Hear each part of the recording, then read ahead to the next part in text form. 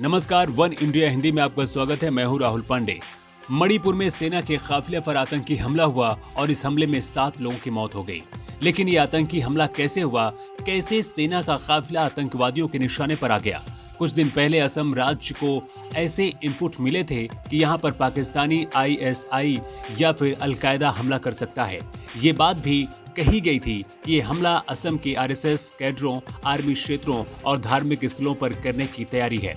इस बात की जानकारी असम राज्य पुलिस ने खुद दी थी। इन्हीं बातों को ध्यान में रखते हुए असम में हाई अलर्ट जारी कर दिया गया था। लेकिन जैसे ही मामला शांत हुआ, आतंकवादियों ने अशांति फैला दी। इस कायराना हमले में 7 लोगों की मौत हुई है।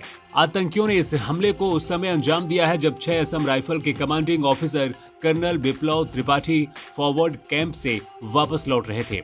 उस समय उनके काफिले में उनका परिवार भी मौजूद था, क्योंकि आतंकवादियों को उनकी मूवमेंट की पूरी जानकारी थी। ऐसे में एक तय रणनीति के तहत सिंघाट में उनके काफिले को निशाना बनाया गया और ये बड़ा हादसा हो गया।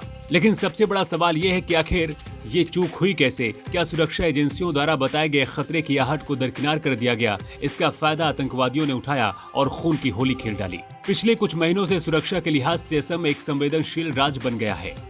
पहले लंबे समय तक मिजोरम संग असम का विवाद चला, हिंसा भी हुई और राजनीति भी चरम पर जाती दिखी। वो मुद्दा समाप्त हुआ तो बाद में दरांग जिले के धौलपुर गांव पर बवाल खड़ा हो गया। यहां भी बड़े स्तर पर हिंसा हुई। इसके बाद राज्य में ISI और अलकायदा द्वारा हमला किए जाने की बात सामने आई थी। फिलहाल मौके पर स्थिति को नियंत्रण में कर लिया गया है, लेकिन अभी भी रुक रुक कर फायरिंग होती दिख रही है।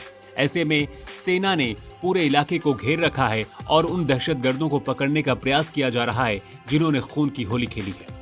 हमले के तुरंत बाद 2 संदिग्ध लिलियांगमंग और थगजमांग को हिरासत में लिया गया है।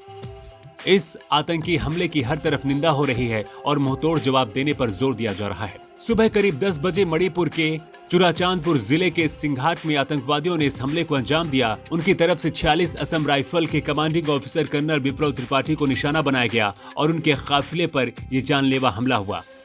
इस हमले में कमांडिंग ऑफिसर कर्नल विप्लव त्रिपाठी, उनकी पत्नी और बेटे ने मौके पर ही दम तोड़ दिया। वहीं बाद में 4 और जवान शहीद हो गए। ऐसे में आतंकवादियों की इस नापाक साजिश ने 7 लोगों की जिंदगी छीन ली। अभी तक इस हमले की आधिकारिक तौर पर किसी ने जिम्मेदारी नहीं ली, लेकिन कहा जा रहा है कि मणिपुर की पीपल्स लिबरेशन आर्मी ने इसे अंजाम दिया है। इस आतंकी संगठन का जन्म 1978 में हुआ था और तभी से कई मौकों पर ये ऐसे हमले कर चुका है। लेकिन शनिवार को हुए इस हमले को अब तक का सबसे घातक और सबसे बड़ा हमला बताया जा रहा है। इस खबर में इतना ही। ज्यादा अपडेट्स के लिए आप बने रहिए वन इंडिया हिंदी के साथ।